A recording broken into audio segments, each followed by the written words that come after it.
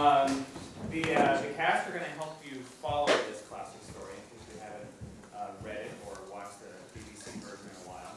So why don't you guys introduce yourselves and explain both your characters very briefly. We'll start with Ben. I'm Abel Magwitch.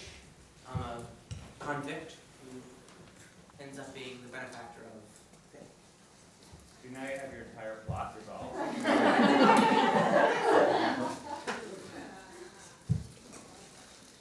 I'm Judy, which is like Pip's friend, really like one of the few nice people that assist him. And I'm also a sergeant. It's like police. And Miss Jo, Pip's sister, who is meeting him and married to Joe Gondry. And I'm also the agent who is Wimmick's dad. Yeah. Yes. And I am Molly, who is Jagger's housekeeper. I am Miss Havisham, who is a woman who comes to play at her house, and who is Stella lives with. I'm older Stella, and I'm her adopted daughter. I'm younger Stella, and I'm also Jaggers, who is the lawyer who gives Pip his money. And Jaggers is the lawyer both for Miss Havisham and for Magwitch, which is part of what confuses Pip in the story. I'm Watful, who's a priest in Pitt's town, whose aspiration is to be an actor, and I'm also the officer, along with Adam. I am Compson in this shirt, and I'm Wemmick, dressed like this. And Compson is a convict that kind of plotted with Magwitch, and Wemmick is Jagger's clerk. I am Herbert Puckett. I am a average London citizen, and I teach Pip how to be a gentleman. And he's also a relation of Miss Havisham. He does not come into her money and has to make his own way. Okay, I'm Joe the blacksmith, and I am Pip's father. I'm Jamal, I'm a gentleman. I fall in love with Stella.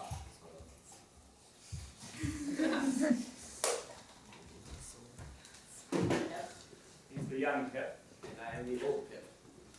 There you go. Break a leg. Thank you.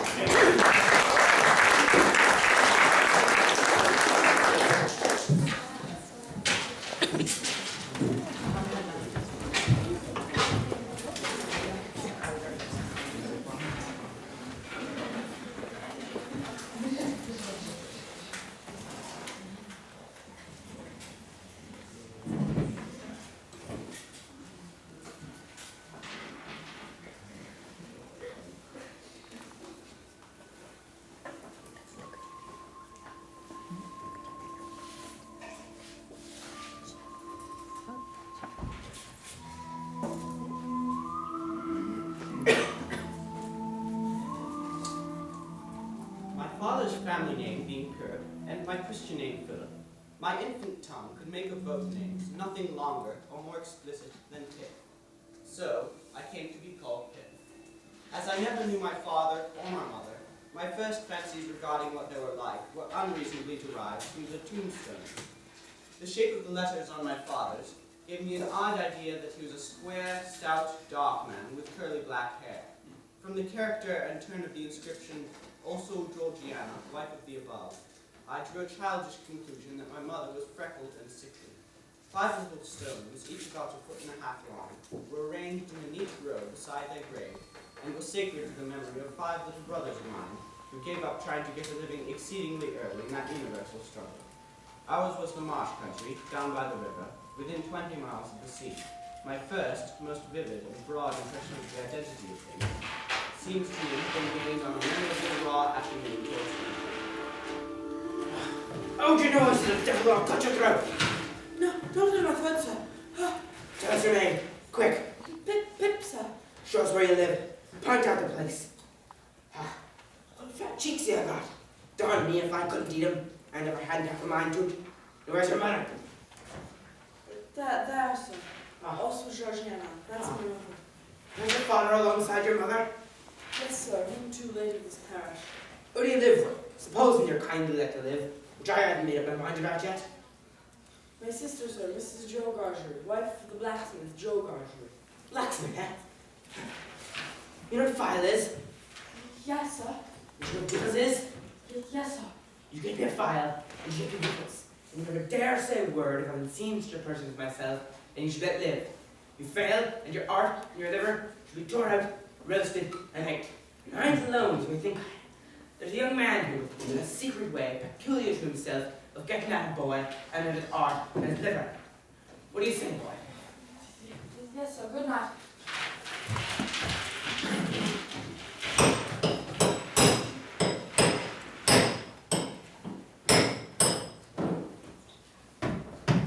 Mrs. Joe's been out a dozen times looking for you, Pip.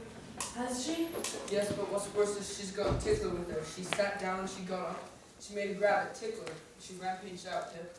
Has she been gone long, Joe? About 15 minutes. Quick, she's a-coming. Get behind the door and put the jack towel betwixt you. Where have you been, you dumb monkey? Tell me directly you've been doing to him, threat and front Edward, or to have you out of that corner of 50 pips, and he was 500 gaudries. I've only been to the churchyard now. Churchyard? If you want to flee, then churchyard long go, and stay there. Who brought you up by hand? You did. And why, I'd like to know? I don't know. I never did get it up, I know that for certain. I'm rich as they have never had this apron of mine off since born you were. It's better being the blacksmith's wife and him a gaudry, than being your mother. Churchyard indeed. You'll drive me to the churchyard betwixt you, and no professions pay without me. Ah, there was a convict off last night after sunset gone, and they fired warning of him, and now because they fired warning of another. Mrs. Joe, may I please ask where the firing comes from? Lord bless the boy, from the oaths. Oh, Oaks. And what's Oaks? That's the way with his boy. And after one question, I'll see who does them directly. Oaths are prison ships, right across the meshes. I wonder who's putting Oaks and why they put that. People are put into oaths because they rob and lie and forge and do all sorts of bad. And they always begin by asking questions. Get along to bed.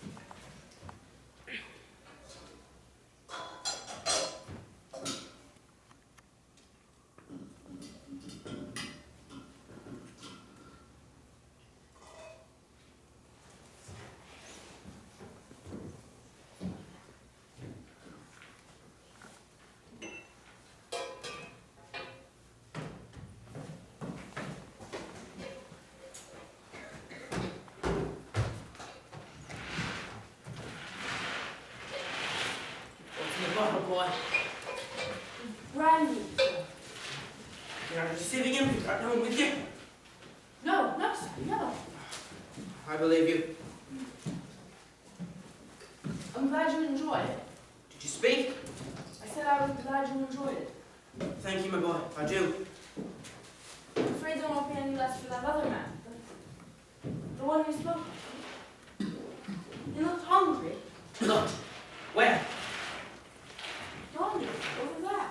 This man, did you notice any marks on him? He's scar here. Show me the way he went. I'll pull him down like a bloodhound. Give us a hold of the file, boy.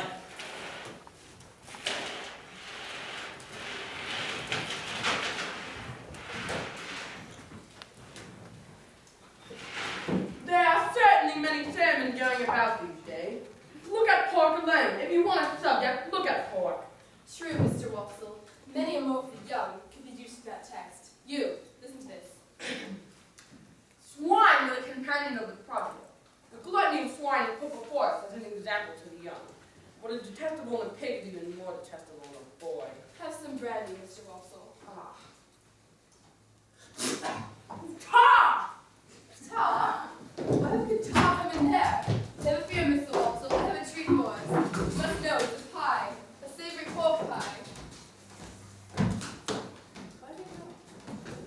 along, look sharp. Excuse me, but I want to change that name in the case. Now that the accident's come along, leave everything need a bit of repair for the leg irons. Perhaps Pip can come along, Mrs. Joe. If you bring the boy back, Pip blown to bits by a musket. He'll look to me and get back together again.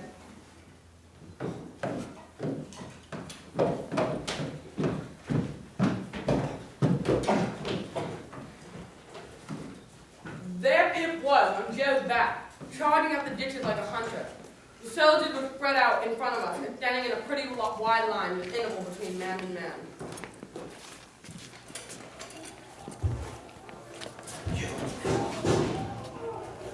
Murder! Oh, murder! This way for the runaway convict! So I dare you to. And crack badly for 2 wild beasts. Come up thunder! Take notice, guard! He tried to murder me! He lies. The liar born, he'll die a liar.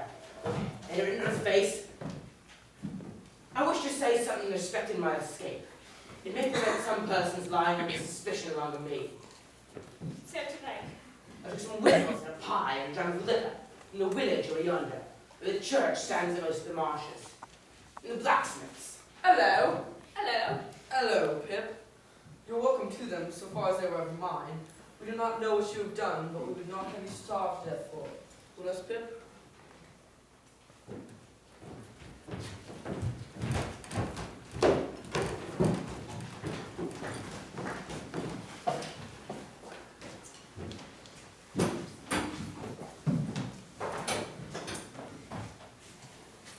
I do not recall feeling any tenderness of conscience in reference to Mrs. Joe when the fear of being found out was lifted off me.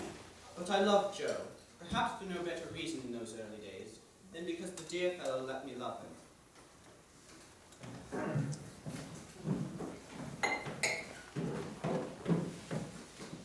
I was Mr. Watson's great-aunt's granddaughter. I was orphaned, like Pip. Like Pip, too, had been brought by hand. Pip was brought to me to let his letters and numbers. It was slow work at first, but with time, we began to make progress. Joe. Your spelling, I say, Pip. What a scholar you are, ain't you? Why, there's a J and an O equal to anything. A J and an O. J-O. Joe. But read the rest, Joe. The rest, A, Pip. Why, there's 3 J's and 3 O's. J-O's. Joe's in it, Pip. How do you spell Darjeeling, Joe? Don't spell it at all. I don't deny that your sister is a buster, but she is a fine figure of a woman. I'm glad you think so, Joe. I'm glad I think so, Pip. Now, I know what you're going to say, but stay a while. I don't deny that your sister do drop down upon us heavy at such times that she is out on a rampage, but can it compel her to admit that she is a buster? I only wish that it was me that could tell. I wish there weren't no tickler for you, old chap.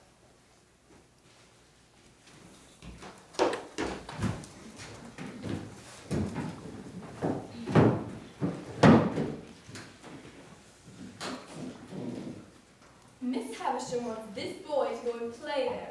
And he's going to play, or I'll work him. But Miss Havisham's house is very grave and she's very dismal, ma'am. There now, step off the good lady's house. Come along, Pip, old chap.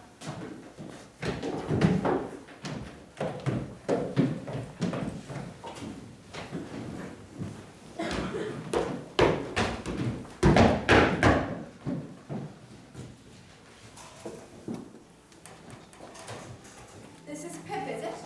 Come in, Pip, don't loiter, boy. You, sir, can go. Why, thank you, miss. After you, miss. Oh, don't be ridiculous, boy. I'm not going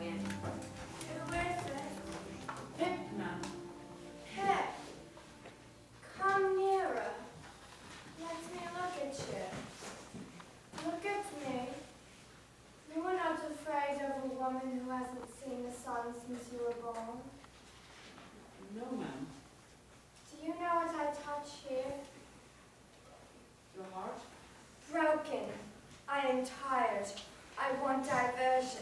I have done away with men and women. Play, play, play, play. Are you obstinate? I'm very sorry for you, ma'am, and I'm very sorry you cannot play just now. Then call Estella. You can do that, can't you? Call Estella at the door. Stella!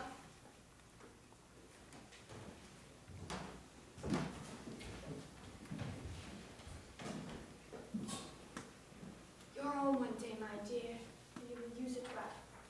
Let me see you play cards with this boy. With this boy? Why, he's a common laboring boy. Well, you can break his heart.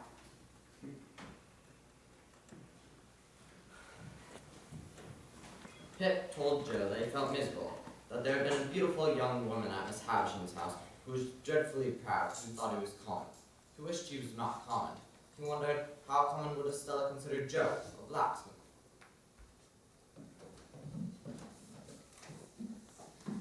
You might tell me that you had a particular reason for which to get on in life, that he would feel very much obliged to me if I was to impart all my learning to him. I said I would.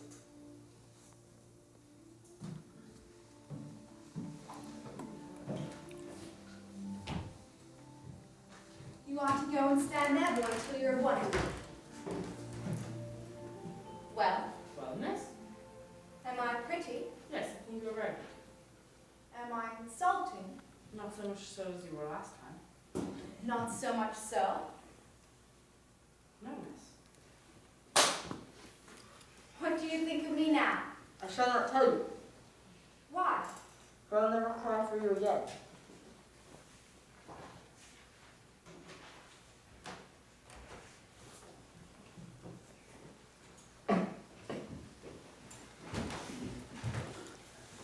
Well, well, well.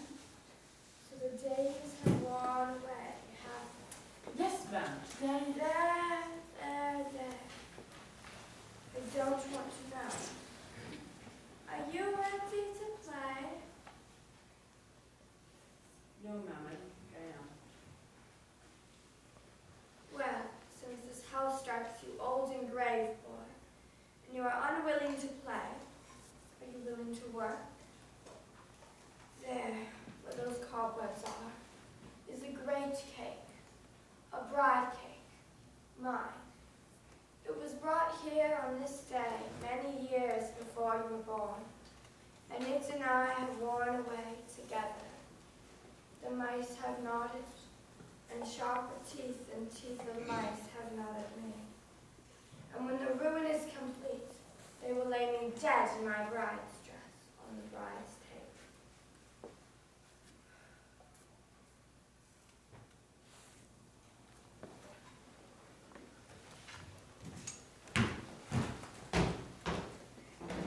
Hello. Hello. Who let you in? Estella. Then come and fight. The laws of the game come to the ground and state your preliminaries. Oh, okay. Okay. Well then, that means you won. Good day, sir.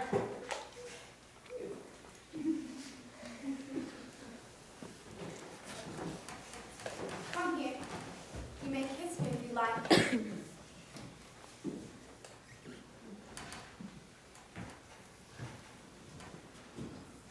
He continues his visits, over and over and over again. He walked his house around the wedding table. He returned every alternate day at noon for these purposes over the next 8 to 10 months. Estella was always about him, but she never told him that he might kiss her again. Sometimes she would coolly tolerate him. Sometimes she would tell him energetically that she hated him. Does she grow prettier and prettier every day? No. Break his heart and have no mercy.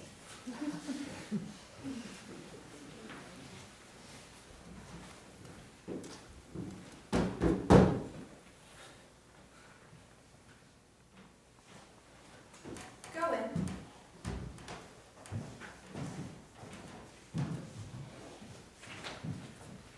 You are the husband of the sister of this boy. your intention of taking him for your apprenticeship. Is that so, Mr. Gargery? No, Pip, as you and me were ever friends, and it was looked for betwixt us as being calculated to lead to larks, not but which, if you had ever had any objections to the job, such as it being open with black, or soot, such like, don't you see? Have you brought his indentures with you? You've seen me put in my act, that is for you know, as they are here. And you expected no premium with the boy? No, I don't want some. Pip, which I means to say that I want a question or kind of answer betwixt yourself and me, which you know the answer before well. No. That's enough. Goodbye, Pip. Let them out, Estella. Miss Havisham, may I ever to come here again? No. Gaugery is your master now. Astonishing. Pound had changed. Now it was all coarse and common. Every day, Pip hoped and feared that he would see Estella looking into one of the little wooden windows of the porch. One day, Mrs. Joe suffered a stroke. She lay very ill in bed. Her speech, memory, and hearing were greatly impaired and would never recover. Her temper, however, had improved. She was a patient woman. How do you manage, Biddy, to learn everything that I learn and always to keep up with me? I suppose I must catch it. It's a cough. Biddy, I want to be a gentleman. Oh, I wouldn't. Don't you think you're happy as you are? I am not at all happy as I am. I am disgusted with my calling and with my life. I've never taken to either since I was bound. Only wanting to do well. Be comfortable. The beautiful young lady at Miss Havisham's. I admire her dreadfully, and I want to be a gentleman on her account. Do you want to do a judgment, despite her, or to gain her over? Because if it is despite her, I should think that should be better done. I care nothing for her words. But if it is to gain her over, I should think she was not worth gaining over. It may all be quite true, but I admire her dreadfully. Biddy, I shall always tell her everything. Tell her a gentleman. If only I could get myself to fall in love with you. You don't mind me speaking so openly to such an acquaintance. Oh dear, not at all. Don't write me. If only I could get myself to do it, that would be the thing for me.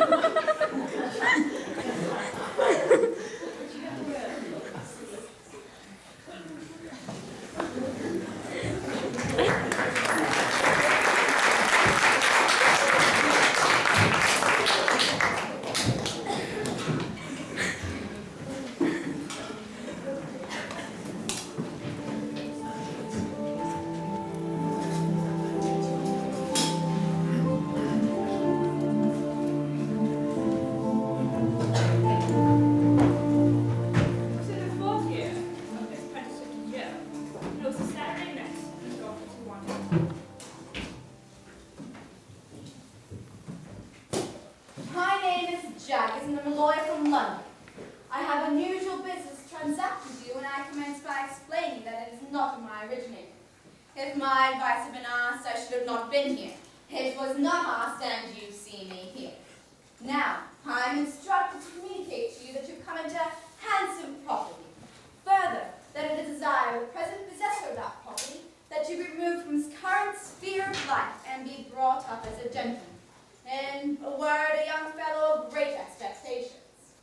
Firstly, it is at the request of the person from whom I take my instructions that you always bear the name of Pip.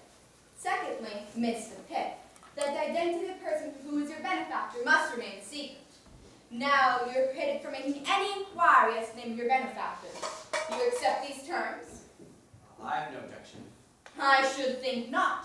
There is already lodged in my hands a large sum of money amply sufficient for your education and maintenance. You will please consider me your guardian. And in London you will be staying with a young man by the name of Herbert Pocket.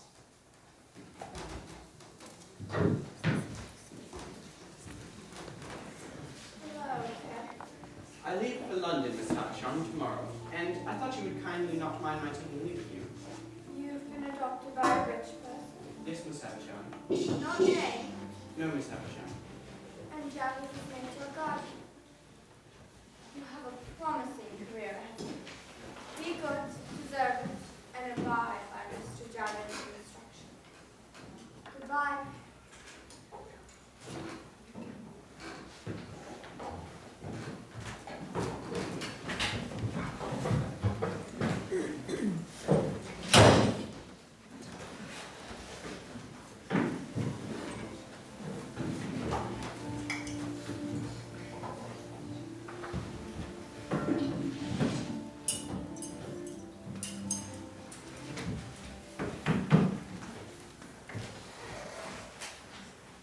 I am Mr. Jagger's clerk. Am I addressing Mr. Pip? You are. Come in. You will find your credit good, Mr. Tip, and I shall by these means be able to pull you out if I find you out running the constable. Of course you'll go wrong somehow, but that's no fault of mine. Women will see to your rooms.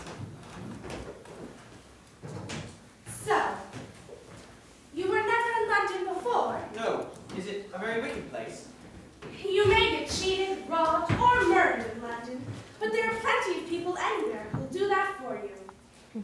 Do you know where Mr. Herbert Pocket lives? Yes, at Havisham, west of London. He hardly thought he'd come so soon. As I keep the cash, we shall most likely meet pretty often. Good day. Good day.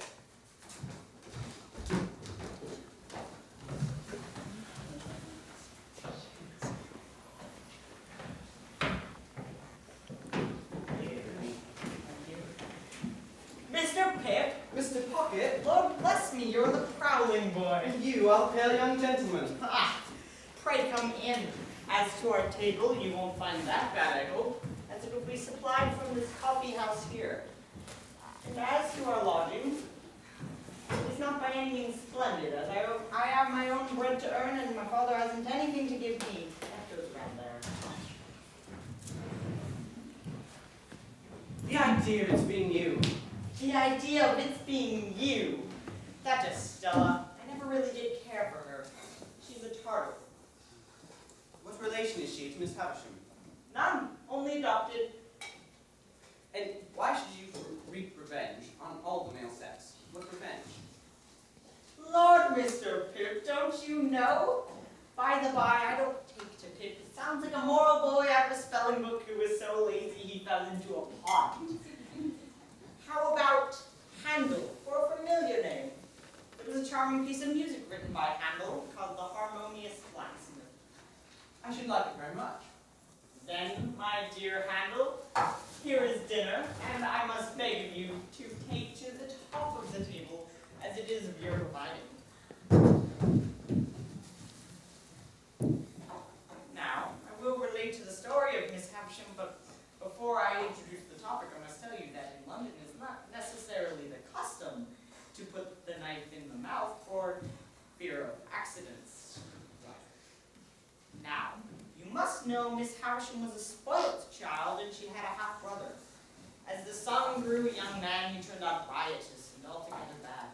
At last his father disinherited him, but he softened when he was dying and he let him well off.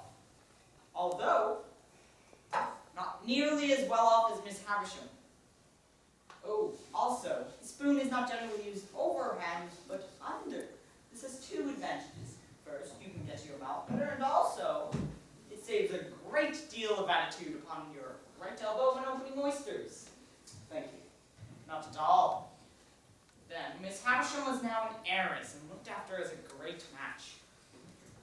Oh, you can put that, no, sure. Her half-brother had now new debts and cherished a deep and mortal grudge against her. And then there upon the scene appeared an ungentlemanly man. He swore false vows of love to her and got great sums of money from her. And they were engaged, and the marriage day came, and not the bridegroom. He wrote her a letter, that was it. Which she received when she was dressing for her marriage at 20 minutes to 9. Exactly, at which point she stopped all the clocks, and when she recovered from a bad illness, she laid the entire place waste and never looked upon the light of day again. has been supposed that her half-brother and the man whom she gave her misplaced love worked throughout in concert, and it was a conspiracy between them, and they had shared the profits. What became of the two men? They fell into deeper shame, degradation, and ruin. But for all I know, they may still be alive. What are your expectations, Herbert? To be a capitalist, an insurer of ships. But right now I'm in a counting house and looking about me. Is a counting house profitable? Why? No. Well, not really. It doesn't pay me anything, but the thing is, you look about you. You see your opening and you swoop upon it and you make your capital and then there you are. Hopefully. In the evening, they went out for a walk in the streets and went half price to the theater. It was many months now since Pip had left Joe and Biddy, and he seemed a great distance from his old life.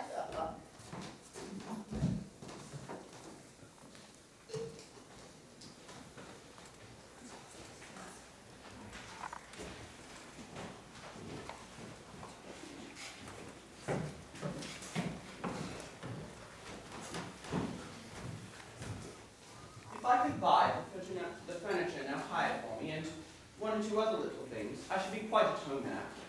Oh, I told you you'd get on. How much do you want? £5? Oh, more than that. More than that, eh? Come on, let's get at it. 2 times 5, will that do? 3 times 5, will that do?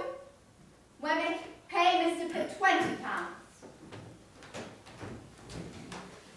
Let me explain, Jaggers. It always seemed to me as if he had set a man trap and was watching it, and then suddenly, click, you're caught. Ah, you noticed the death mask. Charming. Pip, if you wouldn't mind coming to visit my home in Walworth, I should consider it an honor. I would be delighted. Thank you. Then we'll consider that it is to come off tonight. And Pip, when you go to dine with Mr. Jaggers, and he'll be sure to ask you, look at his housekeeper, and you'll see a wild beast tamed. Keep your eye on it.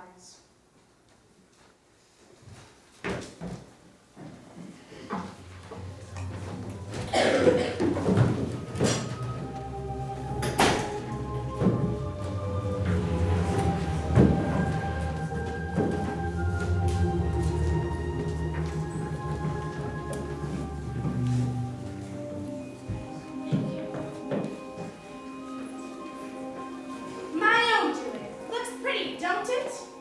That's a real flagstaff, you see. And on Sundays I run up a real flag. Then look here. After I have crossed this bridge, I hoist it up so and cut off all communication. At 9 o'clock every night, Greenwich time, a gun fires. Around the back, there's a pig, fowls, rabbits, then a little garden of cucumbers. So, if you could suppose the little place besieged, it would hold out a devil at a time in point of provisions. You wouldn't mind being at once introduced to the aged, would you? It wouldn't put you out? No. Well, aged parent, how are you? All right, John, all right. This is Mr. Pip, aged parent, and I wish you could hear his name. Not away him, Mr. Pip, if you please. Not away him, like winking. This is a fine place of my son, sir. This spot and these beautiful works upon it ought to be preserved by the nation after my son's time, for the people's enjoyment. You're as proud of it as Punch, aren't you, aged? There's an odd for you, and another for you.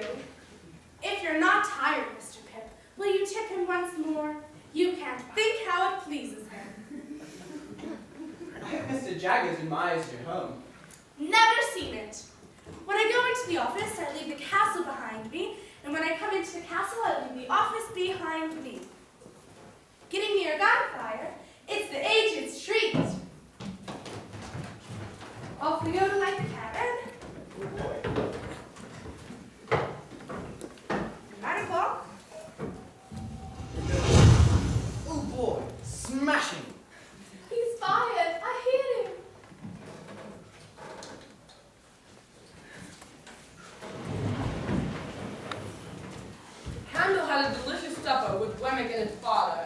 the night at the little castle. Wemmick was up early and fell to guard there. At 8:30, they called for the office in gagging. By degrees, Wemmick got drier and harder, and his mouth tightened, as if the castle and the drawbridge and the ages didn't exist.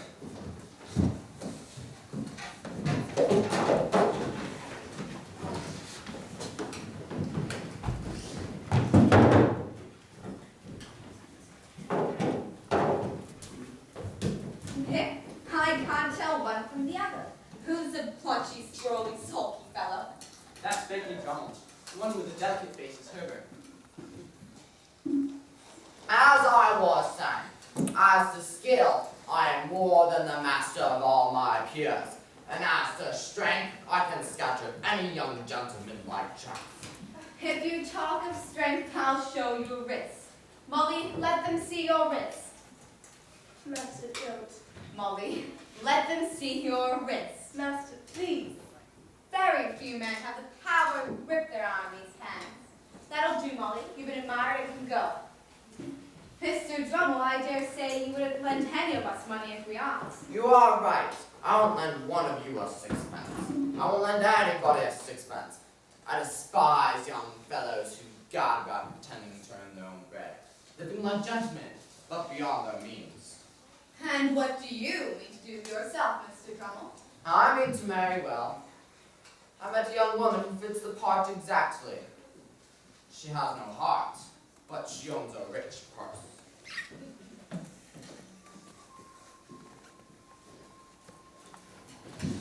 My dear Mr. Pitt, I read this to you by Jeff. What don't you know that he is going to London this Tuesday with Mr. Watson? I'm really glad, agreeable, he'll glad to see you. Your poor sister is much the same as when you left. Talk to you every night in the kitchen, and what you are saying and doing. Your ever obliged and affectionate servant, Biddy. P.S. Joe wishes me most particular to write what likes.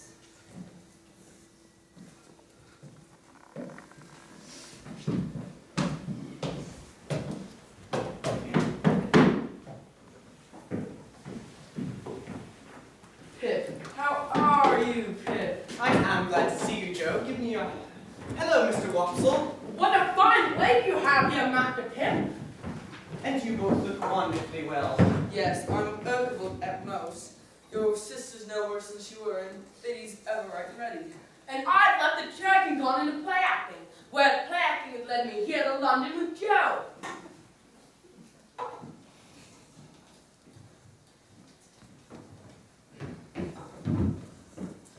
Pip introduced Joe and Watson the Hermit and was ashamed of his old friends. Joe was awkward and stumbling. Watson had to remember he was like Shakespeare, faulty memory. It was Joe that knows the train. Pip had neither the good sense nor the good feeling to know that this was all his doing.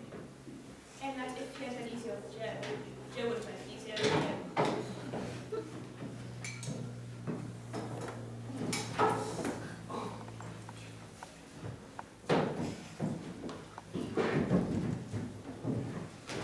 But you're not going now, Joe. Yes, I am, yes.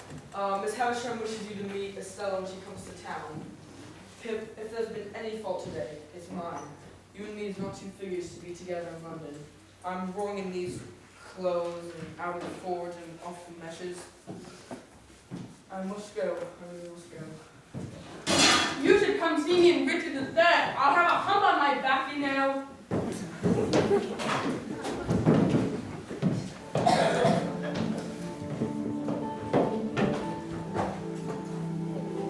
The unqualified truth is that when Pip loved Estella with the love of a gentleman, he loved her simply because he found her irresistible.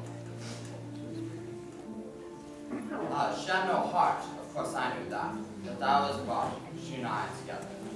When Pip visited me in London, he suffered every conscious degree of torture I could cause him. I made use of him to tease other admirers. I had admirers without end, including the boorish Drummond. I returned to visit Miss Havisham.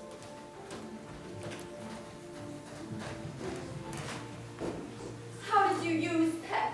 How did you use him? That's enough of all this now. What, are you tired of me? Leah was tired of my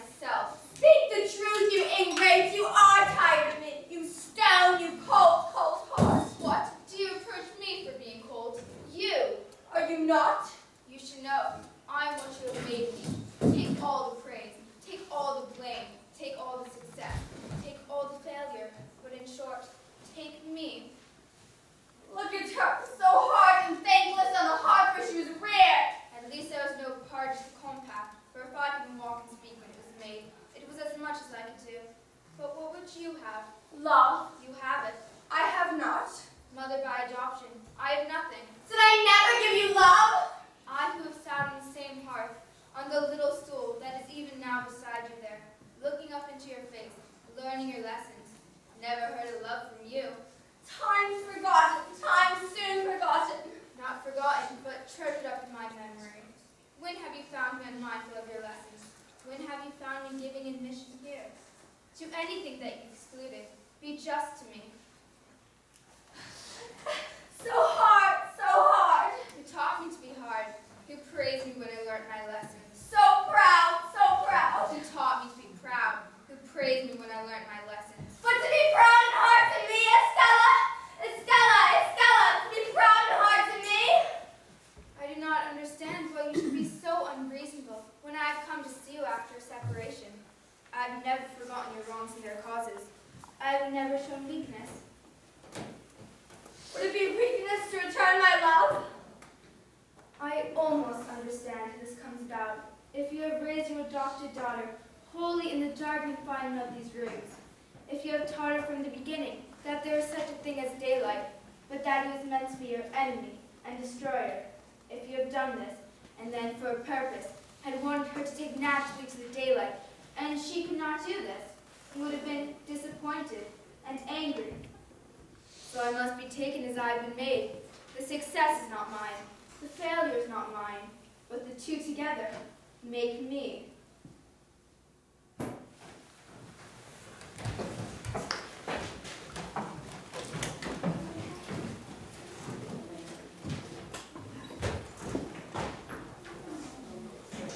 There is someone down there, is there not?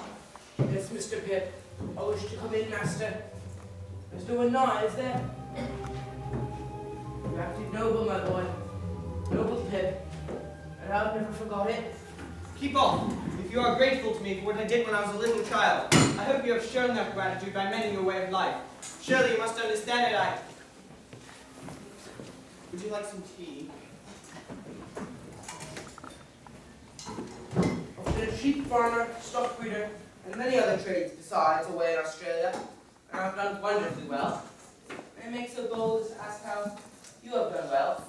As you and I was out in the lone shivering marshes. How? It was me. I've made a gentleman on you. I swore, sure as I have speculated and got rich, that you should get rich. I lived rough, that you should live smooth. I worked hard, that you should be above work.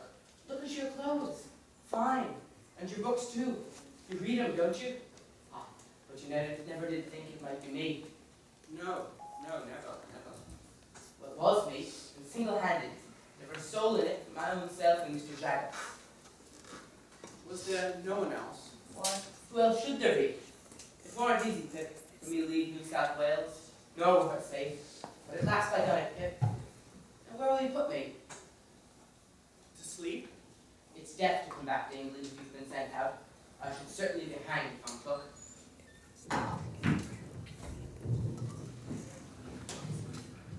On Herbert returned the next day, Pip told the whole story and sought his assistance in finding a safe place for Magwitch to stay until they could get him out of England. We do not even know by what name to call you. What is your real name? Magwitch, christened Abel. And what were you brought up to be? A varmint, dear boy. And were you tried in London? Which time? The last time. What I done is worked out and paid for, and this is the gentleman what I made. I've come back to England to see my gentleman agent.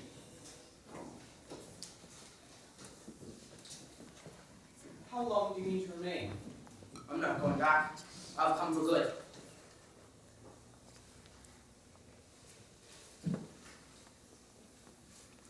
Now, Pip, Be careful, I told him. Don't tell me anything. I don't want to know anything.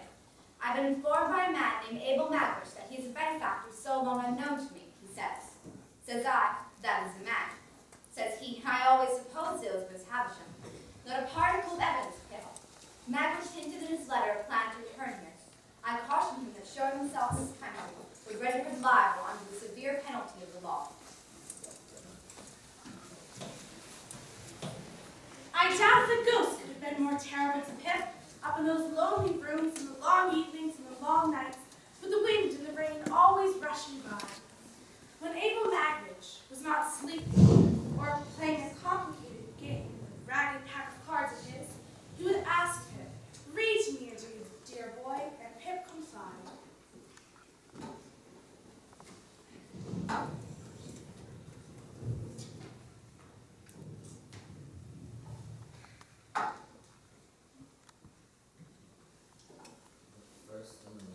The first and the main thing to be done here is to get Magwitch out of England. He has risked his life on Pip's account, and you must save him.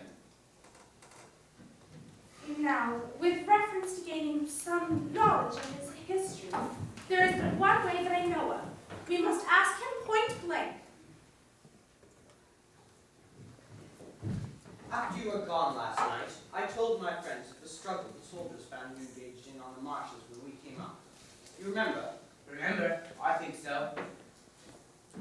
We want to know something about that man, and about you. It is strange to know no more about either, and particularly you, than we were able to tell from last night. Is not now as good a time as any other for our knowing more? In jail and out of jail, in jail and out of jail. That's my life pretty much. I was born out in Essex, leaving turnips for my living. About 20 years ago, I got acquainted with a man by the name of Compson. And that's the man, dear little boy. You see me what I pounded in the ditch. Compson was set up for a gentleman, and he was a smooth one to talk. Compson's business was swindling. He'd no more heart than iron fire. He had a partner by the name of Arthur. Him and Arthur had been in a bad thing with a rich lady some years before. He made a pot of money by it, but then gambled it all away. Arthur died some years before I met Compson, and he was looking for a new partner. I was always in such a mess, always in debt, always in danger. Finally, we got caught. He framed me, Pip, turned on me for the worst of it, and got off with a lighter sentence. Though we both went to prison, I swore I'd make him pay. We ended up on the same prison ship, near your marshes, Pip. I escaped and swam to shore. I hid among the graves, and that's where I first saw him, boy. I hunted him down and caught him. I turned him in. You saw it all, Pip. He was there. Miss Havisham's half-brother's name was Arthur, and Compson was the man who professed to be Miss Havisham's lover.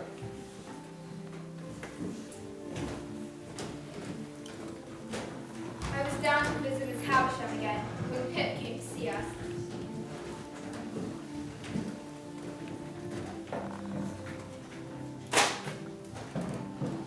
And what went on you here, Pip?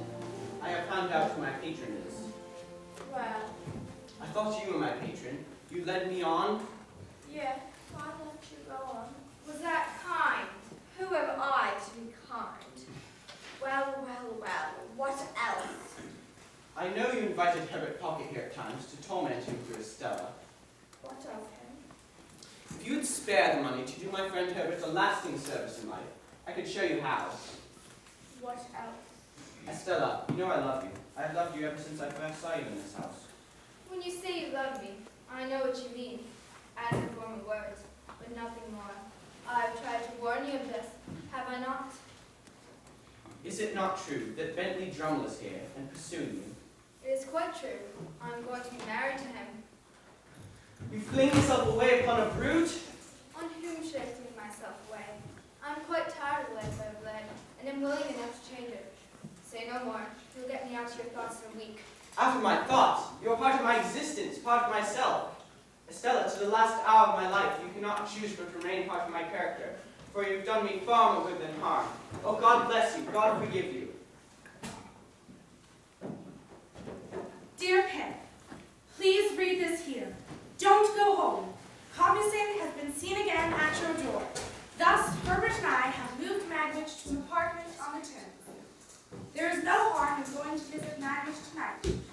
After you've gone home, don't go back there. Come to me in the morning, Wemmick.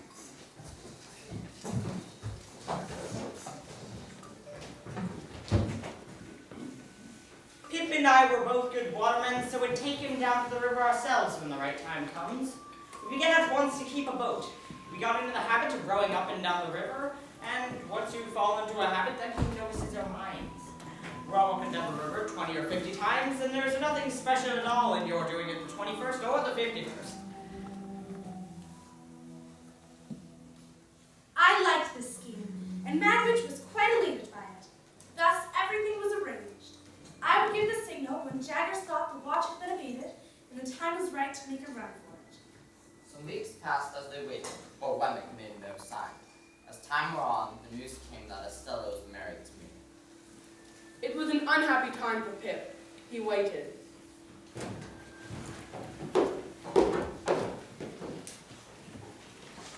Why, thank you, Wemmick. They'll turn into a fine salad. Listen, I must ask for Pip. How did Mr. Jaggers tame Molly, Wemmick? A score or so of years ago, she was tried at the Old Bailey for dark crimes. It was a desperate case, but Jaggers worked it to general admiration. In fact, it may even be said to have made him. In part, he drew sympathy for the girl as a mother of a young girl. It was altogether too many for the jury, and they gave in. And has she been in his service ever since? She went into his service immediately after her acquittal, tamed as she is now.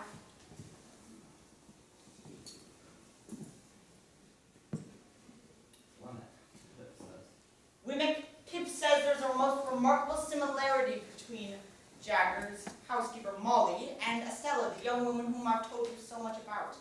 I must tell him.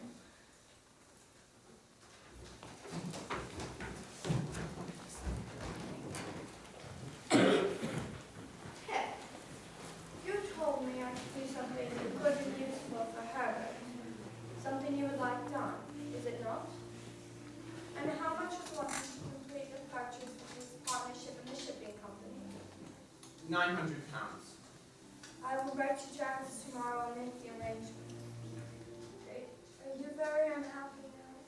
I am far from happy, Miss Havisham, but I have more causes of disquiet than any you know of.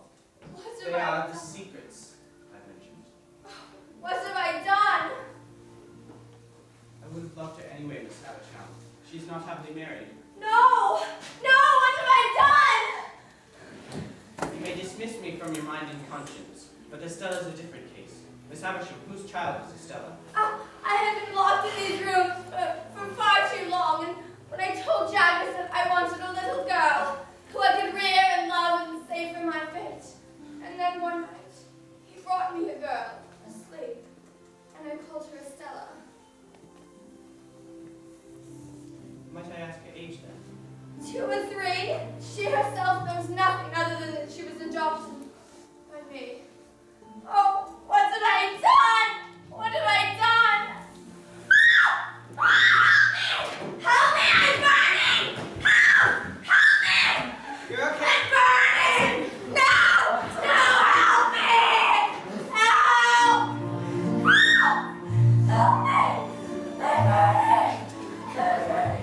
Pip returned to London once Miss Havisham was declared out of danger by the physician.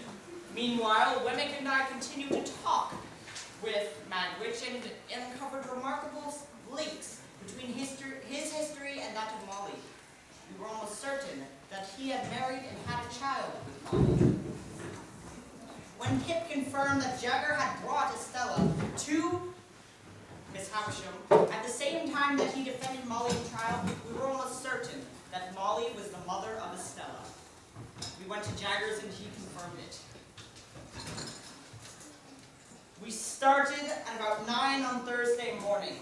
We got to Wemmick and we got together and we got our boat and we were almost ready to leave our expedition to get Mr.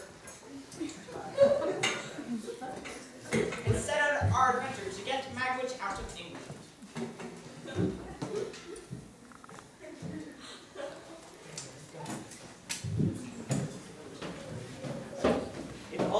well, you shall be perfectly free and safe again within a few hours. Here you have the return transport. Abel Magwit, the one in the cloak, that's his name. I apprehend that man and call upon him to surrender.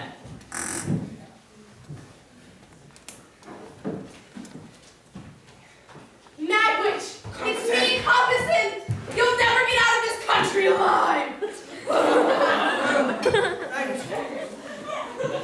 Help, I'm drowning. I'm drowning.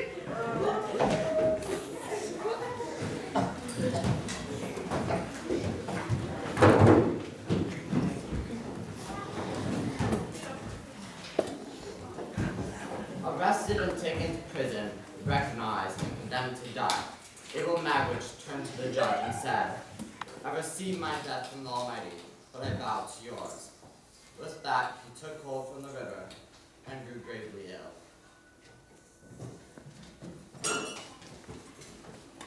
Dear boy, I shall never stray from your side when I am suffered to leave you. Please God, I'll be as true to you as you have been to me. Are you in much pain today? I don't complain of my Molly. You never do complain. Dear, but we must tell you now at last. Do you understand what I say? We had a child once, whom we loved and lost. She lives and found help friends. She married a man of Jumbo, who died shortly after their marriage. She is a lady and very beautiful, and I love her.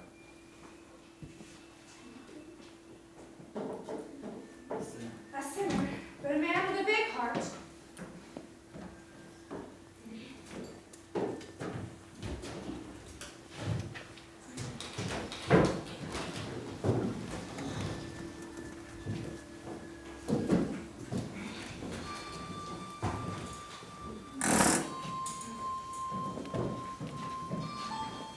Dear Pip, Miss Havisham has died at last.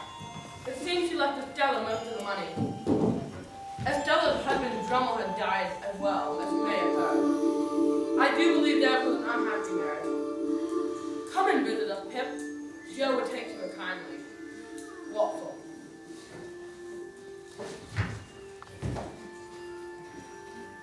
I knew I must go to see Joe. When I arrived at the forge, I found Joe and Biddy coming forth from the little white church, having just been married by Watson, who had left acting. I begged them both for forgiveness for my thankless conduct, when they had both been so good to her out, which they more than generously gave.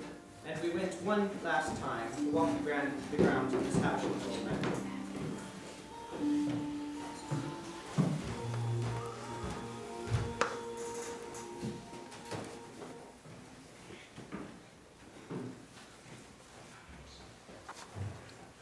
Estella, Pip! I'm greatly changed. I want you to know me. I've often hoped and intended to come back, but have been prevented by many circumstances. Poor old place. You work for Herbert's company still? still, And too well, I'm sure. I work pretty hard for sufficient living, and therefore, yes, I do well. I've often thought of you. Have you? I little thought that I should take leave of you, and taking leave of the spot. For me, such parting is a painful thing. Suffering has been stronger than all other teaching. It has taught me what your heart used to be. I have been bent and broken, but I hope into a better shape.